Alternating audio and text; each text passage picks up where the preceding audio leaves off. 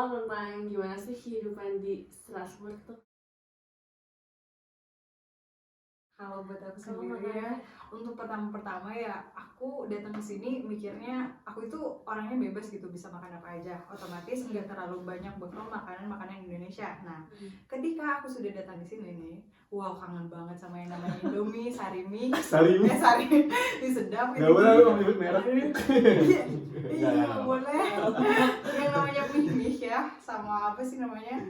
Pokoknya jajanan Indonesia itu kangen banget kan otomatis. Nah jadi kalau untuk kalian yang kangen sama makanan Indonesia, kita juga di sini ada toko Asia. Di situ disediain makanan apa sih namanya? Alimenter Indonesia. Nggak Indonesia spesifik sih. Iya. Maksudnya Asia, bisa dibilang ada mie, ada kecap, terus ada sambal. Snack Asia. Iya. Kalau aku sih lebih kayak aku pokoknya pertama kali belajar masak itu ketika pergi ke Prancis. Jadi pas di Indonesia tuh aku bukannya aku nggak pernah masak sama sekali. Bener banget.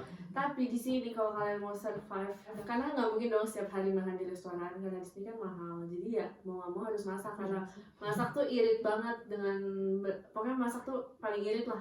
Jadi di sini benar-benar aku belajar masak mau itu makanan yang gampang kayak pasta atau ya belajar masak makanan Indonesia akhirnya dengan bumbu yang seadanya. Tapi ya bisa-bisa aja kok pasti ada caranya. Benar.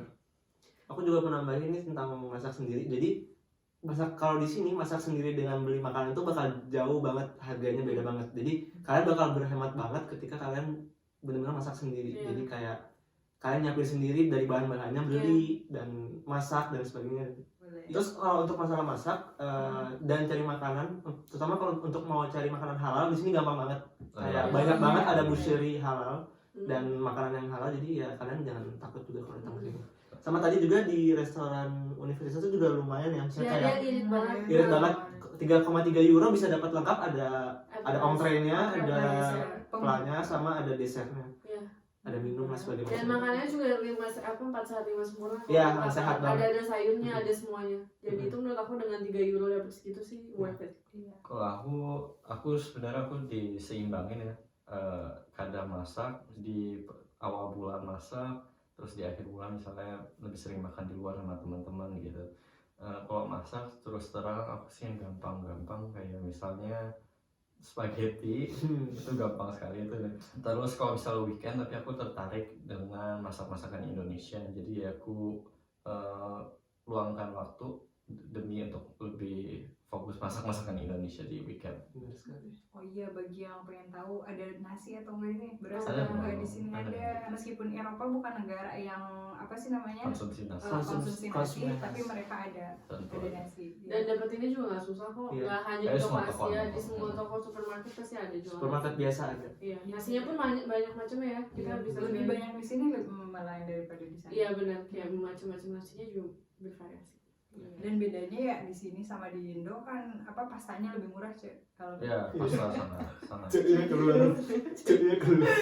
iya, pastanya sangat murah. Jadi kalau nggak sampai 1 euro biasanya. Iya. Dan bervariasi lagi pastanya. Bentuknya. Tuh bentuknya. Untuk membandingkan harga pasta di sini dan di Indonesia, kayak aku di Jakarta, aku terakhir ke mall itu melihat harga pasta Barilla kayak spaghetti itu 60.000 ya untuk satu paketnya. Itu sekitar 4 euro.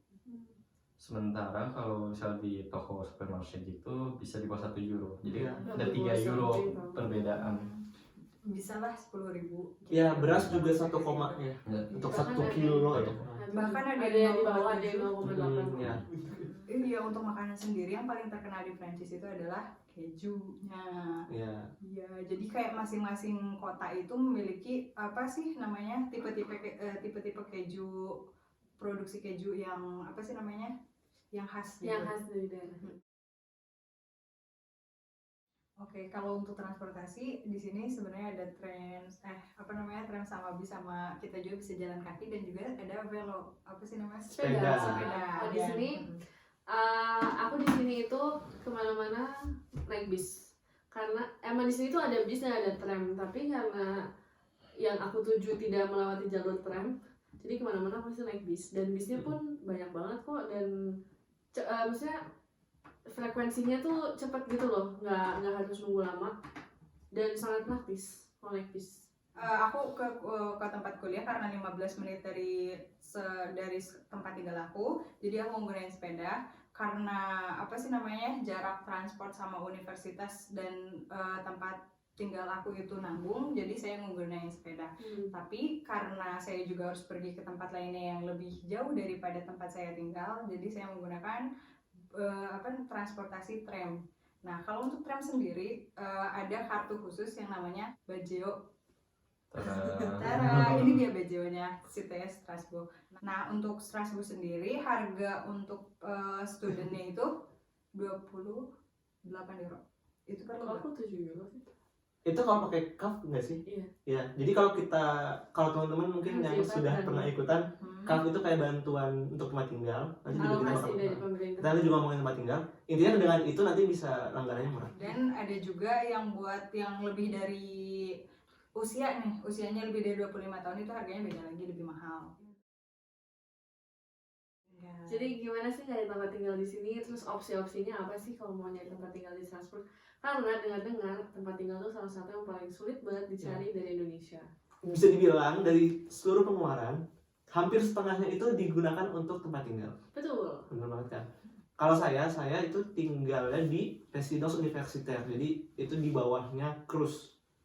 Jadi Cruz itu kayak semacam ya asrama mahasiswa tapi yang diberikan oleh pemerintah ya. Jadi kayak yang punya gedung itu pemerintah. Dan menurut saya itu cukup murah ya.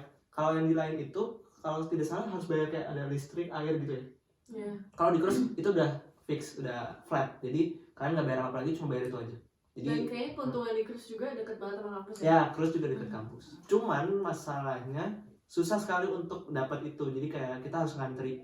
Cruz yang ada kamar mandinya itu, kalau di dalam maksudnya, itu 263 euro. Kalau yang di luar kamar mandi bisa lebih murah lagi, cuma 100 berapa gitu. Jadi kayak cuma 180 euro. Ya, kurang lebih segitu. Dan ada yang studio juga, Cruz yang menurut studio itu harganya 440 euro. Saya sendiri tinggal di apartemen pribadi.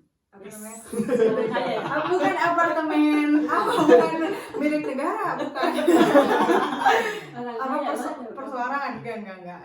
Iya, orang kaya enggak. Karena saya sendiri pernah nyoba untuk daftar di Cruz ini yang seperti Farhan bilang, kalau misalnya kita daftar di situ itu otomatis kayak kemungkinannya itu kecil buat kita dapetin itu karena kebanyakan orang banyak yang daftar di situ dan kebanyakan untuk kita yang telat nih nyarinya itu nggak dapet sama sekali. Nah, kalau untuk apartemen pribadi sendiri saya untungnya dapat yang lebih murah gitu, harganya cuma 350 euro dan kamar sama kamar mandinya terpisah. Oh, mau nambah satu lagi sih, tadi kan juga ngomongin kamarnya, jadi ada yang ada kamar mandinya sama ada yang kamar mandi luar kan? Iya, itu macam-macam bentuknya. Ya, macam-macam bentuknya. Jadi kalau misalkan kalian cari tempat tinggal, perhatikan itu juga. Karena nanti kan pengaruh kalau misalkan kalian lebih senang privasi, maksudnya kamar mandi luar dan di dalam pasti bakal beda kan. Kalau kamar mandi luar tuh maksudnya kamar mandi kita sharing sama orang lain. Iya. Kadang dapur juga gitu. Iya, dapur. Kalau aku kebetulan langsung browse di Google rumah untuk student atau mahasiswa internasional yang disponsori atau kerjasama dengan Universitas de Strasbourg ini.